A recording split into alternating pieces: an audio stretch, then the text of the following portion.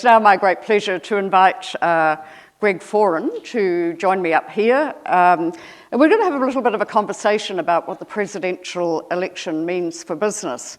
And Greg, as you know, was a former Walmart US CEO and during the period also of the Trump 1.0 presidency, came back to New Zealand, took on Air New Zealand at a pivotal time, just weeks ahead of COVID, and has strenuously rebuilt that airline after some pretty significant disruption.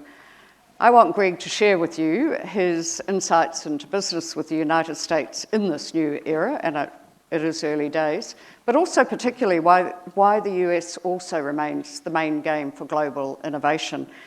And so, Greg, if we could just start with your perspective on the US election outcome. I recall some months ago you did actually predict this in an informal conversation. Well, good morning, everyone, and I certainly don't know much more about how the outcome was going to come than probably most people in the room. But you did ask me, and I did feel that an outcome would occur as it did. You know, as I sort of reflect on my time in the US, and to some extent similar things have occurred in New Zealand, you know, I think they've gone through a number of issues, one of them being cost of living crisis. And if you ever want to get people's attention focused, deal with inflation. The other day I was looking at something as benign as the cost of saltine crackers. And I think for many in the audience that say, what are saltine crackers? Well, they're a water cracker with some salt in it. And it just so happens that I remember the price of a box of great value saltine crackers in Walmart in 2020, which is when I departed. They were 77 cents, and I remember that because we'd negotiated the price down, Fran, and they were at one point over $1. We'd improved the quality, got the price down, 77 cents. Aldi, by the way, was selling them at 75. The price of those crackers today is $1.74. Yeah. So from January 2020 to today, the price of a box of saltine crackers, of which you'd sell in an average Walmart supercentre 200 to 300 a week, has more than doubled. They've gone up by 2.5 times. Now, inflation during that period, consumer inflation has sort of probably been sort of 1% the first year, then 5%, then 8%, then 4%, currently just over 2%. So apply that, and you'd probably say the cost of crackers should probably be about $1, but they're not. So when the price of goods go up to that extent, and you throw in open borders, and you throw in commentary around defunding the police because of, you know, George Floyd in 2020, you can get a lot of people in your society saying, hey, I'm not all that pleased with how things are going, and maybe we need a bit of a reset. And I think that's, to some extent, exactly what has happened.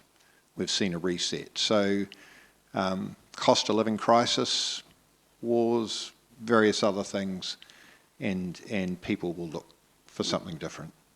And yet also in that period we've seen some particular companies, Google, Microsoft and others, do very well. Well, this is sort of the irony, you know, whilst we sit here and you know, once again, I'm no professor on this thing, but you consider that there have been challenges in the United States. Let's also be clear that they have won, I think, what is the digital age, and are certainly leading the frontier on, you know, AI. You know, I was just looking the other day that Google last quarter made $26 billion net profit. $26 billion, and that's a lot of money. You know, when I was doing the Walmart US job, we were making about $22 billion in a year. They're going to make about $24 billion this year, but Google last quarter made $26 billion. And, you know, there are the Magnificent Seven, and I think, you know, you can all sort of think about and recall who those are, whether it's Alphabet, Google, you know, Amazon, Apple, Microsoft, Meta, Nvidia, Tesla. These are big companies. And whilst they're winning this digital age, it strikes me as I sort of think about the rest of the world. Europe 25 years ago used to be on pretty much a par with the United States. And 25 years in relative terms is sort of a blink of an eye, isn't it? Well, now they're well behind. And, I reflect on living in China in 2011 and commentary that China in 2011 would soon overtake the US as the world's largest economy.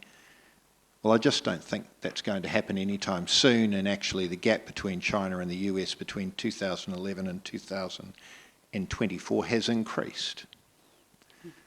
And I think one of the reasons for that is the US calls on about 8 billion worth of talent in the world, people, to win.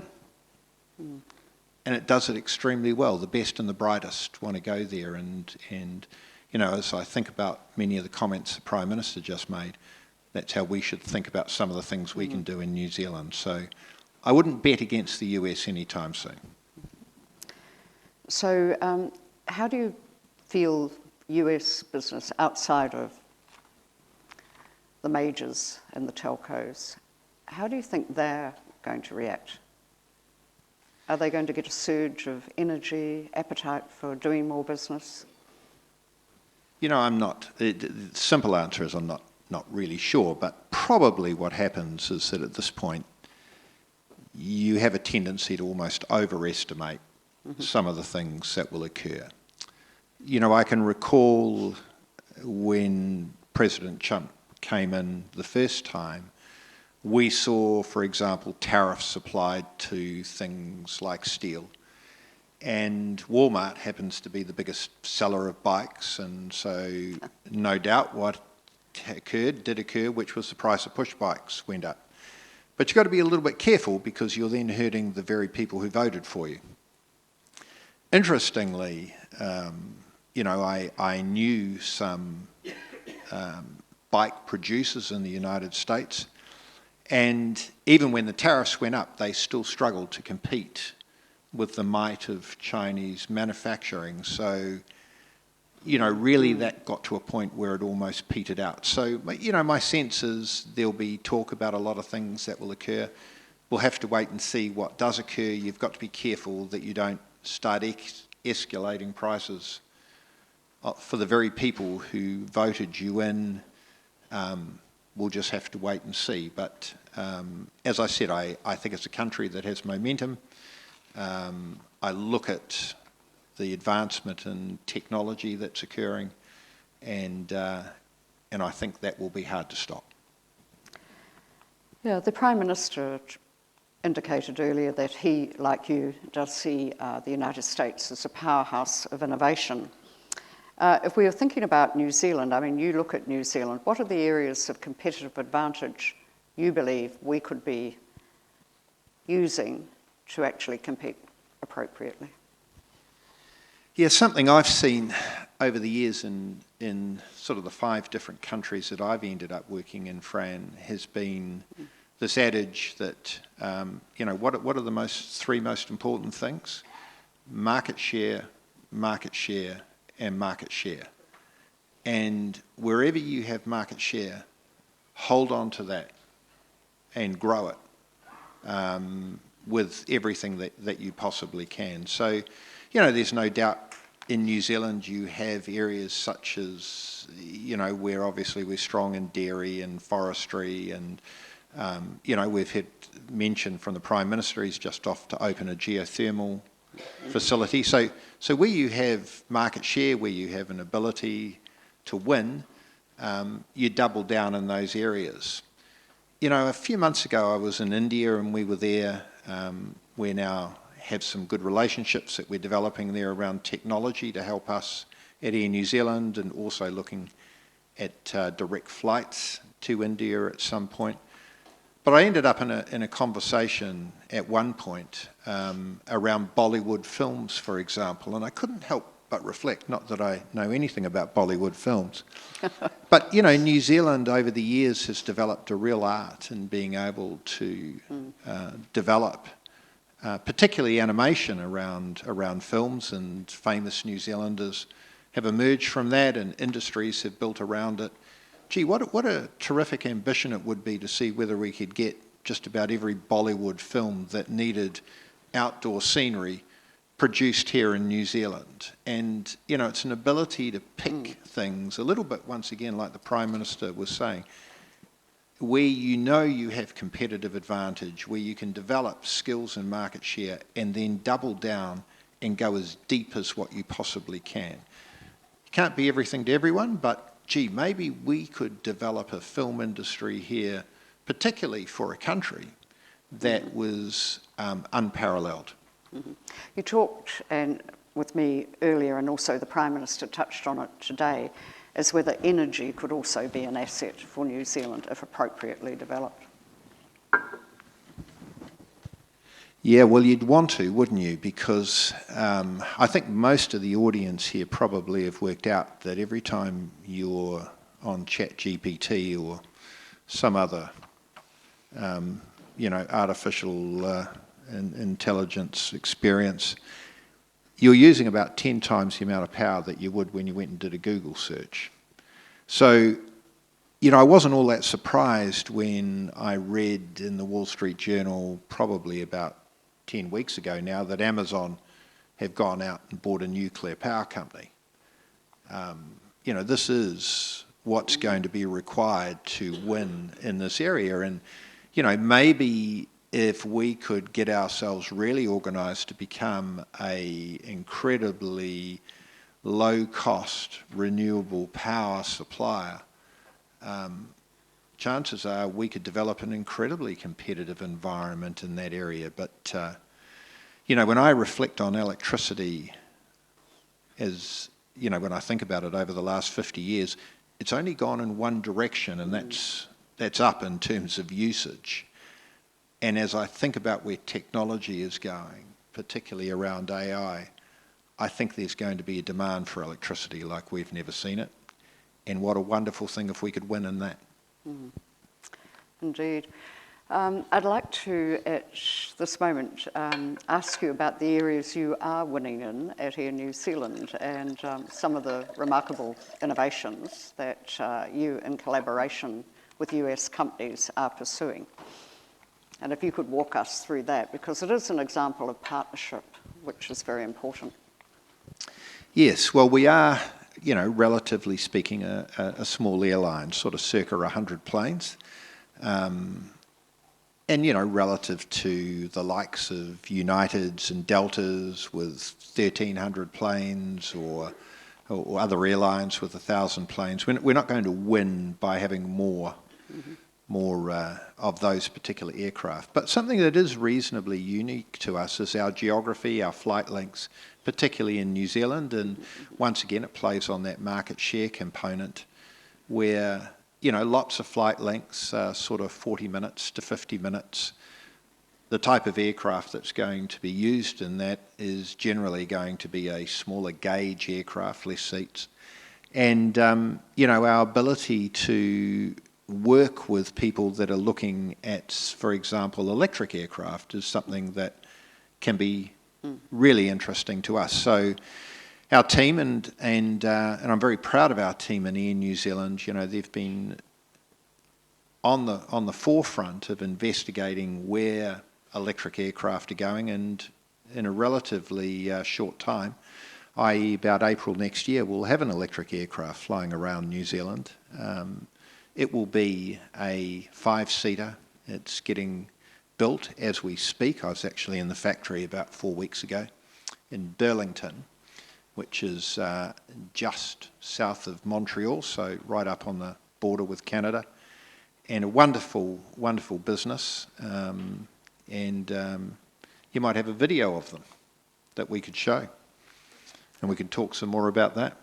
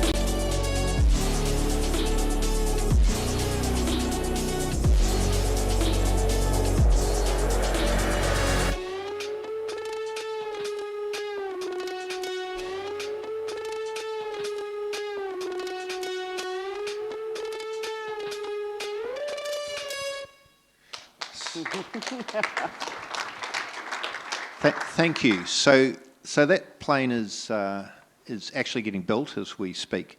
Some interesting things about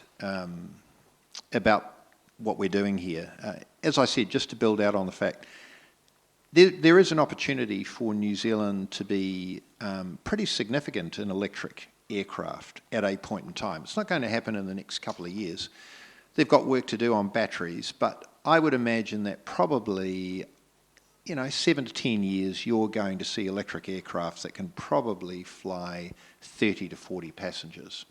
As I said, they've got to deal with improving the battery length. They can certainly do 5, 6-seaters at the moment, up to about 10-seaters. We need to be able to fly a few more to make it commercially viable. But with our short flight lengths, with the fact that we're not asking to carry sort of 100 or 200 people between Gisborne and Wellington or Whangarei and Auckland, it makes sense. So let's get in there and lead in that particular area. Wonderful piece of innovation. As I walked the factory the other day, I took a photo of the toolbox that they're using to make this aircraft. There are about 12 tools in it. So, a completely new paradigm on how you think about building an aircraft is occurring with that particular aircraft. If I took you down to our hangar at the moment, there's probably 2,000 tools needed to go and build an aircraft. They've worked out how to do this one with about 12 tools. That factory will produce around about 300 aircraft a year. So they're really working out how to do it. And they're working in a very agile way, small teams of people, iPads in front of them. But gee, it was fun. At one point we had visited another business that we're working with. We've got some investment in Air New Zealand working on a digital bag tag.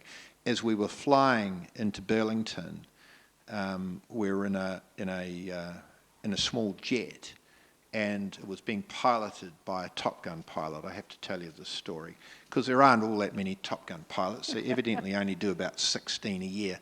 And this guy was a Top Gun pilot. He'd now retired. He was working for this company, and they had the Alea up doing a test flight. And so he put the landing gear down on this jet we were on to slow down the speed of the jet, put the nose up so we could get down to about 120 knots, and we flew in formation with this electric aircraft.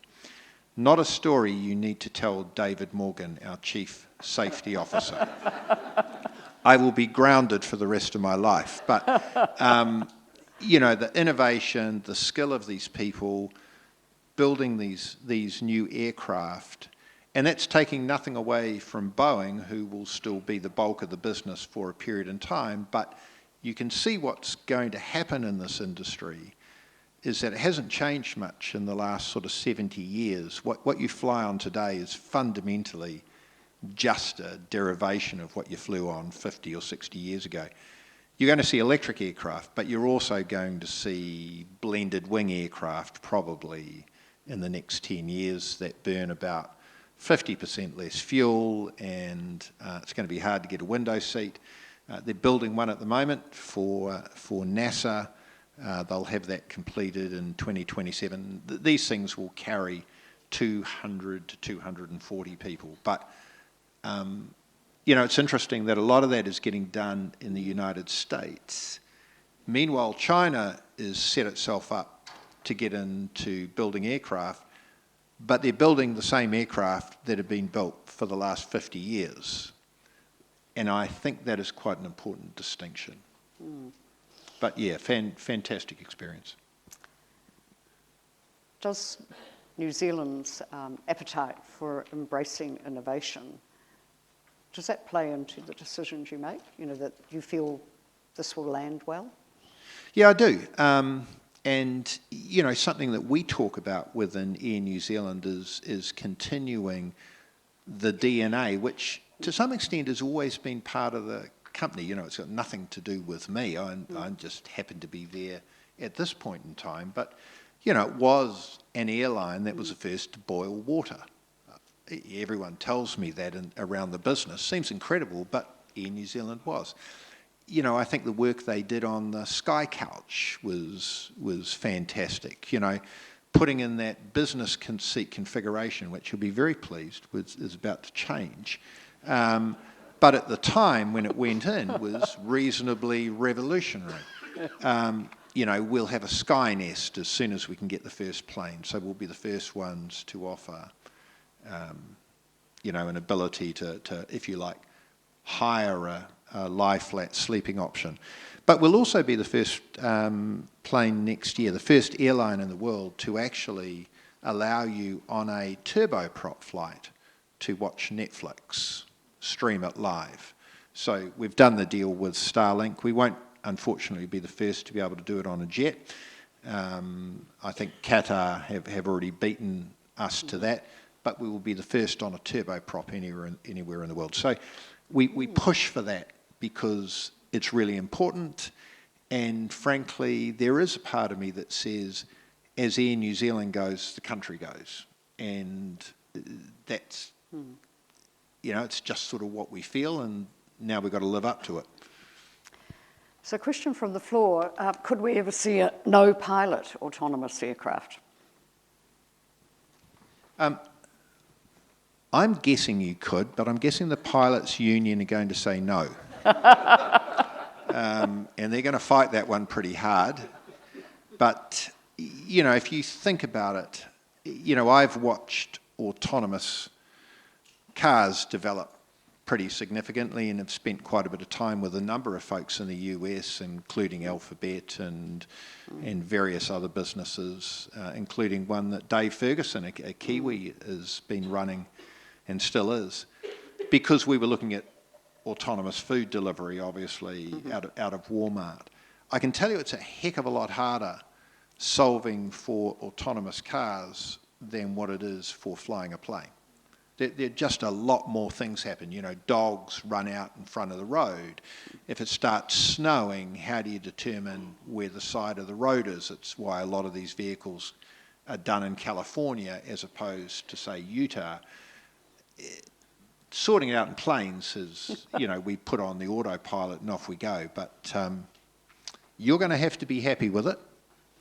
So, but you would have to think at some point. Yeah. It's a fair way off, but at some point I think you're going to get it. Yeah. A question here about Air New Zealand and the government working with a US-based LanzaJet to investigate sustainable aviation fuel in New Zealand. Is there an opportunity here? Yeah, there sure is. And we invested a few $1 million with the government and have done work with LanzaJet and also another company, and I'm excited about the opportunity, but it's going to require a bit of a leap of faith and a bit of investment to do this. But you know, we could certainly take the slashings from forestry, we could stand up a facility here.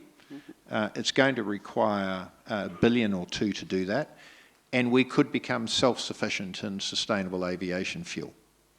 And the cost of doing it here would be comparable to what it would be anywhere else in the world. Now, at this stage, if you want to decarbonise our industry, that's really the only solution for long-haul flight. Electricity for short-haul, but the problem is they can't make the planes to carry enough passengers on them, so, and you don't burn a significant amount of fuel short-haul. But we could do that. That could be another investment that, if we can get some enthusiasm. We know that LanzaJet, effectively a New Zealand-based company. I've met Sean a number of times. Him and his team have done a fantastic job, so we're working on that. One that we have committed to, Fran, is we've just done the deal down in Christchurch to go and spend US $150 million expanding the Christchurch engine facility. And you might say, so what's the competitive advantage in that one? Because there's lots of people that can manufacture and repair engines. And the answer is actually the quality of our workforce. So when I meet with the chief executive, Pratt & Whitney is actually owned by a company called Raytheon. It's a very large US company. It makes all kinds of things, including Javelin missiles that take out tanks on the Ukraine-Russia border. But they also make Pratt & Whitney engines that we run on our Airbus planes. That their company, their chief executive tells me, of all the facilities they run around the world, and there's about a dozen of them, the very best one is here in New Zealand, in Christchurch, and is a 50-50 JV with Air New Zealand and themselves. And it's the quality of the people. So, you know, sometimes you have it through natural resources, geothermal. Most often it comes down to you win in market share because of the quality of your people. And so that's an example where, you know, our board have said, let's get in there, let's invest in money in there. So we have 150 million US, and we're expanding that facility, and that will serve us well for the next 20 years. Yeah, that's a fantastic example. Prime Minister earlier talked about you know, bringing major investors into New Zealand. What do you think is what we offer? How would you sum that up? Some of it actually is I think, what he spoke about. It's, you know, it's, if you like, the attributes that make New Zealand special. As I said, some of them can be physical, geographic things, but I'm actually not all that surprised with our ability to open doors around the world. And I would encourage any of us here, as you get out, be prepared to reach out. There is, if you like, a sort of casualness about New Zealanders which actually makes them quite endearing. I'll give you an example of what I'm talking about. There aren't all that many people that could get King Charles to give them a hug. And yet a few months back, a team of women met with him, and they didn't shake his hand or bow or curtsy. They asked for a hug and they got one. And that's something which is quite unique. You know, it went all around the world. And we have these attributes that form relationships because our ability to be humble. You know, a good Kiwi is a humble Kiwi. You know, when Hillary knocked the bastard off, he thanked Tenzing Norgay first. That's us. Now, we also have to be careful that part of our attribute can be number 8 wire. And that's good, because it means that you can get some stuff done and whatever, but you've got to be a little bit careful that you don't think you're going to win with bits of old fencing wire and spare parts when the world is increasingly about sort of being precise, detail, exactness. So use the attributes that we've got well, open doors, market share, market share, market share. That's how you win, and we'll do well. And speed beats strategy. Sure does. Thank you very much on that note.